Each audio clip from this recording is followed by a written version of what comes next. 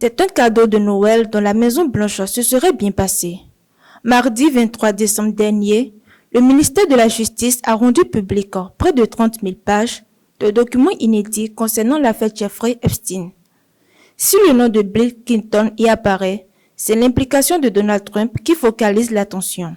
Longtemps présenté comme de simples relations mondaines par l'actuel président, les preuves d'une intimité profonde avec le financier pédocriminel éclatent désormais au grand jour.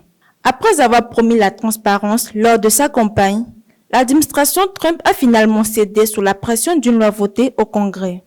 Malgré des milliers de pages encore masquées par des ratures noires, ce qui a provoqué la colère de l'UQAM Ro Khanna, les fichiers disponibles dressent un portrait bien différent des déclarations officielles du président Trump.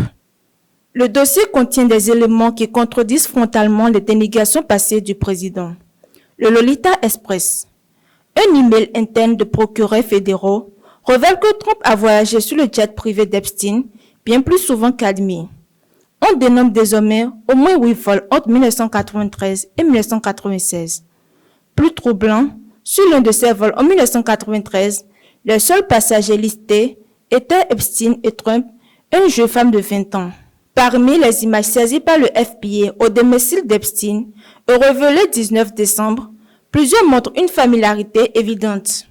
Des photos de Trump ont été retrouvées rangées dans les tiroirs personnels du financier. Des documents indiquent que le FBI avait reçu dès le début des années 2000 des signalements concernant la nature de la relation entre les deux hommes, bien avant que Trump ne prétende s'être fâché avec lui.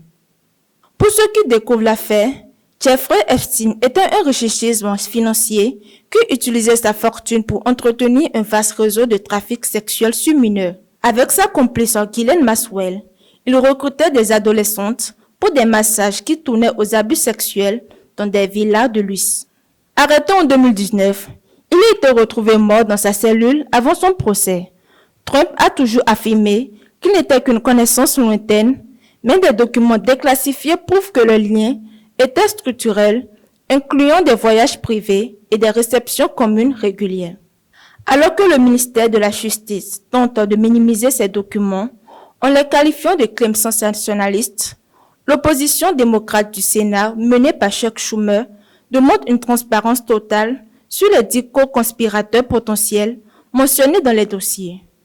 Une commission d'enquête parlementaire pourrait voir le jour en 2026 pour vérifier si le président Trump a menti sous serment lors des enquêtes précédentes.